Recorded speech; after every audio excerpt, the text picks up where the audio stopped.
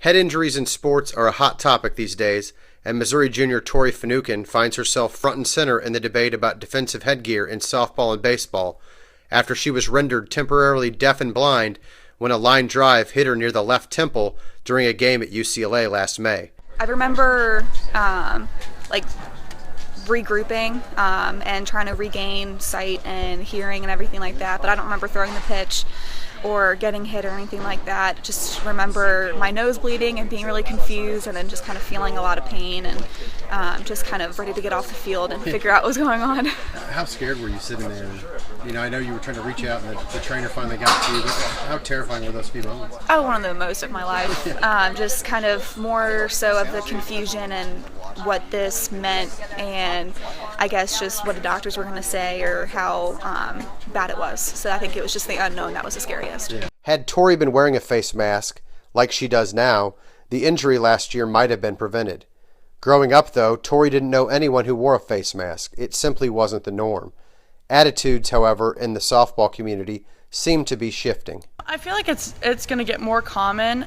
It's during the younger age, the more immature age, I feel like people are like, well, if you wear a mask, you're afraid of the ball. The older you get, the more you see the hits, the more competitive it gets, the more people watch college softball and see that a lot of girls actually do get hit with the ball, and it is very serious. There's been a time before where I've had a ball hit above me, and I didn't even have time to look at it. It was already gone by the time I looked up. Amelie's mom, Stephanie, made her start wearing a face mask last year when Amelie switched to playing third base. Before that, she had no desire to wear the defensive headgear, but her Belton High School teammate, pitcher Madison Hunsaker, has worn a face mask since she was 10 years old. I think it helps me know that even if I happen to miss a spot here and there, that if something does happen to come back at my face, I am protected in a way. Now, it won't cover all the problems, but it does help a majority of them. And my decision to wear a mask was inspired because I did see someone get hit while pitching without wearing a mask. And she laid there for a long time, and it took her a while to get up, and that was just scary to me. I didn't want to see my parents go through what her parents did, and it was very scary.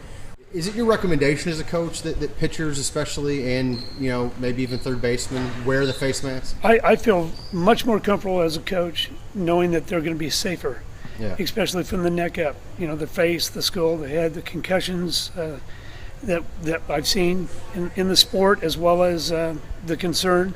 The kids' well-being, I would highly recommend that they use the facial protection, the face mask. Hulse believes that at some point, the NCAA, the National Federation of High Schools, or another prominent governing body for softball will require pitchers and perhaps other defensive players to wear protective headgear in the field. Finucane's mind, of course, is already made up. You've never considered wearing a mask before, right? No. Yeah. Would you ever pitch without one now? Not at all. My views have definitely changed, and there is no possible way I'd be on the field without one now. Yeah. Finucane hopes other players, especially young players, will learn from her ordeal. If there's a silver lining, it's that her experience might prevent someone else from going through a similar injury. If it could happen to anybody, I'm glad it happened to me, I guess, just because I can come through it. I'm scared for the girl that maybe can't.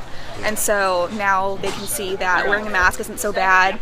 It's better than getting hit in the head and having a scarier moment happen than maybe looking how you don't want to on the mound, or maybe not being as comfortable, but it's a lot safer, and my view has completely changed.